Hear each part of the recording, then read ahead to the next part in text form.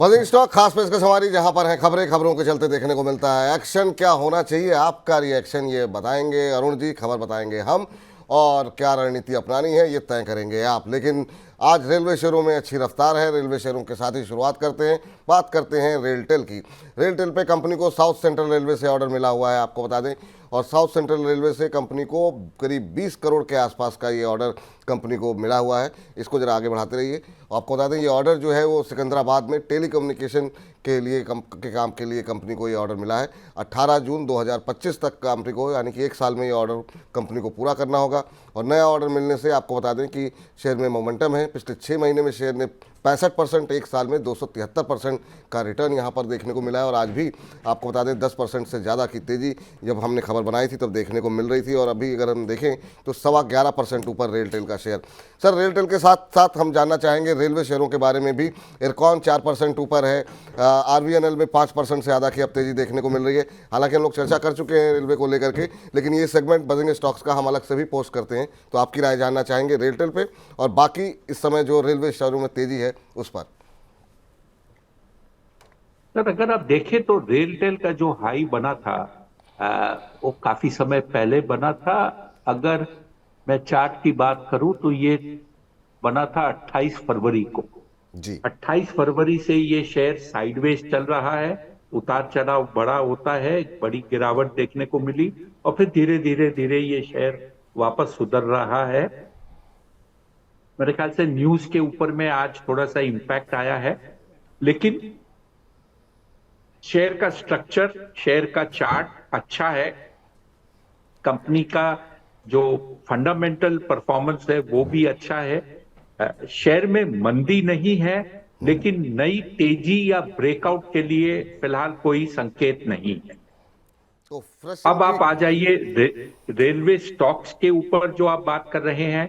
जी आज रेलवे का दिन है, सभी रेलवे कंपनियां चल रही है, लेकिन जैसे मैंने कहा 3 जून और 4 जून के टॉप से अभी भी शेयर काफी दूर है।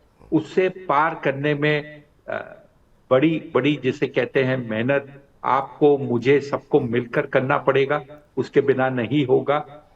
थोड़ा सा वैल्यूएशन आज के दिन रेलवे स्टॉक्स का ऐसा लग रहा है कि समय से जल्द ये मूवमेंट हो चुका है। तो अभी अवॉइड करना चाहिए फ्रेश एंट्री से, ये स्पष्ट राय है सर? बिल्कुल बिल्कुल। ठीक। फिलहाल फिलहाल रेलवे स्टॉक से थोड़ा सा दूर रहें।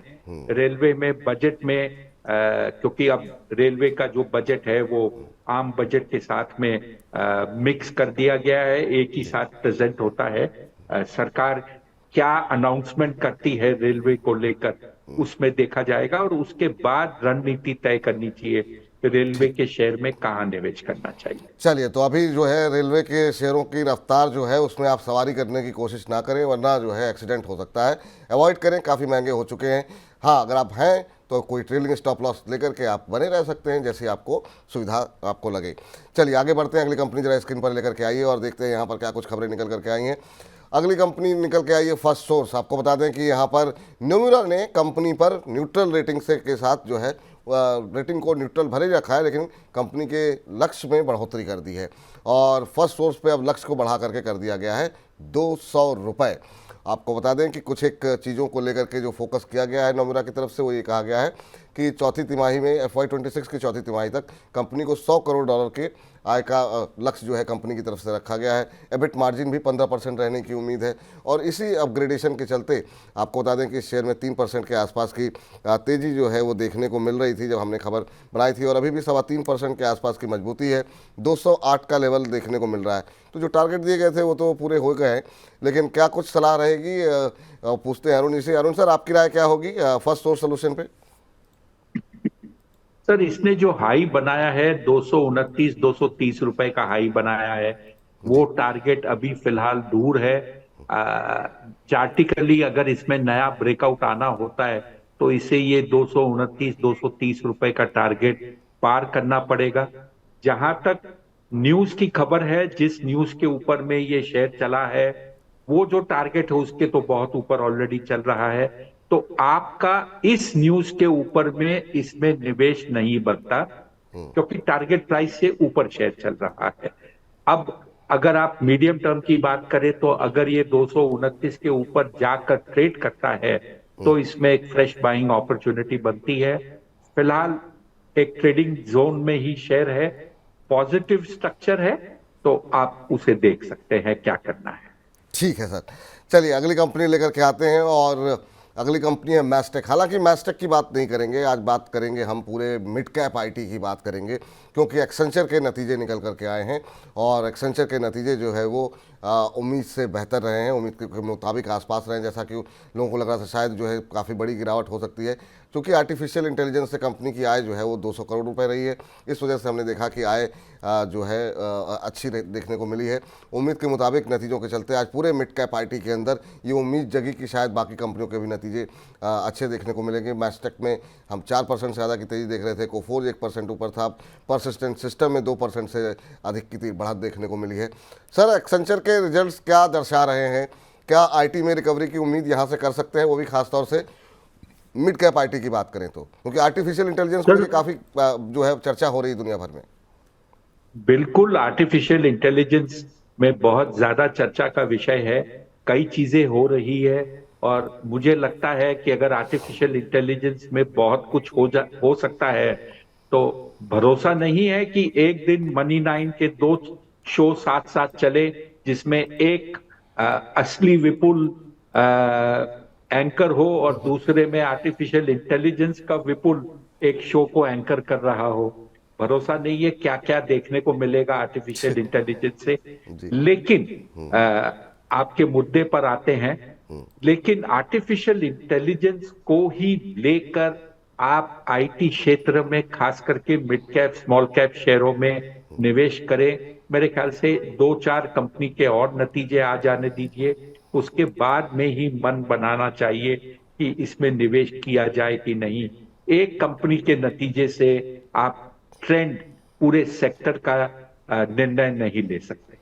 चलिए, तो ये फिलहाल राय है कि अभी फिलहाल थोड़ा और रिजल्ट्स देख लीजिए, वहाँ पर अगर कुछ साइन ऐसे दिखाई देते हैं रिकवरी के तो फिर उसके बाद रणनीति बनाएंगे, अभी अवॉइड कीजिए, आज की रिकवरी पे धोखा भी हो सकती है। चलिए आगे बढ़ते हैं, अगली कंपनी लेकर के आते हैं जिस पर हमने कल भी बातचीत की थी, वो है मैप माई इंडिया। गोल्डमैन सैक्स के रेटिंग बढ़ाने से शेयर में लगातार आज दूसरे दिन, इस आज स्पेलिंग मिस्टेक यहाँ पर हो गई है, दूसरे दिन तेजी यहाँ पर देखने को मिल रही है। और गुरुवार को आपको बता दें कि अपर सर्किट लगता हुआ दिखाई दिया था कल शेयर के अंदर, आज भी अच्छी मोमेंटम है। गोल्डमैन सैक्स ने बाय रेटिंग के साथ शेयर पर लक्ष्य बढ़ा करके 2800 रुपये कर दिया और उसी की वजह से कल से इस शेयर में रफ्तार पकड़ी हुई है। कंपनी के शेयर में 3% से ज़्यादा की बढ़त थी जब हमने ये खबर बनाई थी। और मैप माई इंडिया अभी अगर देखेंगे क्या भाव यहाँ पर देखने को मिल रहा है तो ऊपरी स्तरों से हल्का हुआ है, लेकिन फिर भी नहीं वापस रिकवरी आ रही है 4.5% से ऊपर। सर, 2 दिन के अंदर काफ़ी शानदार मूव मैप माई इंडिया कैसा लग रहा है, क्योंकि जिस क्षेत्र में कंपनी काम कर रही है वहाँ एक तरीके से बड़ी मार्केट के ऊपर इनका कब्जा है।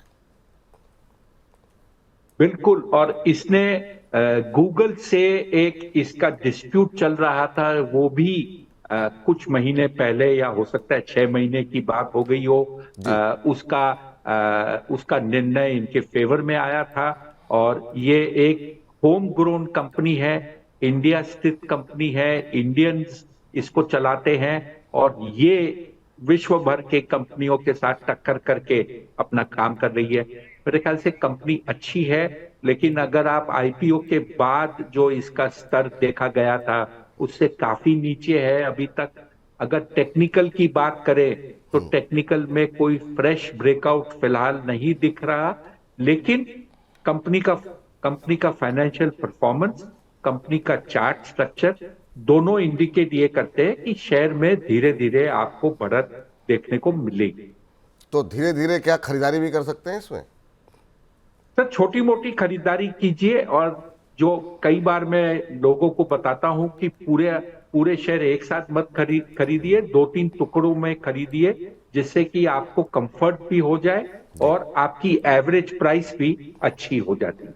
चलिए ठीक है सर, जो है फिलहाल के लिए अब बजिंग स्टॉक्स को यहीं पर समाप्त करते हैं।